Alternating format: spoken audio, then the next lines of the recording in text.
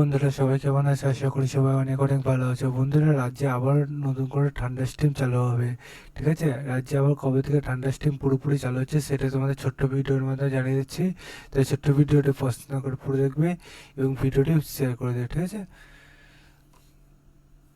রাজ্যে যে ঠান্ডা স্টিম, বন্ধুরা আমরা আজকেও যে গরমের ভাব সেটা বুঝেছি এবং গতদিনও আমরা যে গরমের ভাব সেটা বন্ধুরা বেলা গড়ার সাথে সাথে পাবো।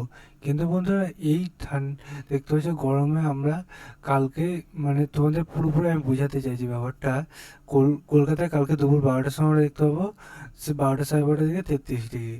তারপর দিন যদি দেখি, তারপর দিন মানে বৃহস্পতিবার দিন দেখি সেটা 29 ডিগ্রি তাপমাত্রায় চলে আসবে। বন্ধুরা, এক ধাক্কায় তাপমাত্রা প্রায় 2 ডিগ্রি থেকে একবার 4 ডিগ্রি কমে গেল। ঠিক আছে, তারপরে শুক্রবার দিন কিছুটা তাপমাত্রা আবার বেশি, কিছু কিছু জায়গায় একদম কম।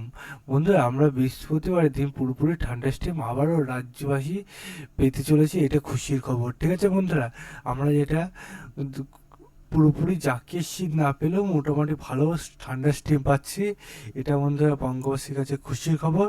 তাই বন্ধুরা সবাই তোমাদের সবার কাছে শেয়ার করে দিও। ঠিক আছে, আত্মীয় পরিজনের কাছে, কারণ সবাই গরমে ব্যবসা, গরমে তারপরে খুবই অস্বস্তির মুখে পড়ে গেছে। বাংলা ঘরে ঘরে যে পাখা চলছে সেটা তো তোমরা দেখছো, তোমার ঘরে তো পাখা চলছে। তোমাদের যে জেলায় সেই জেলার নামটা জানাবে এবং সেখানে কেমন কি আবহাওয়া আছে এখন সেটা জানাতে বললো না। ঠিক আছে, চলো আজ এই পর্যন্ত থাক, নেক্সট ভিডিওতে আবার দেখাবে। Bye bye.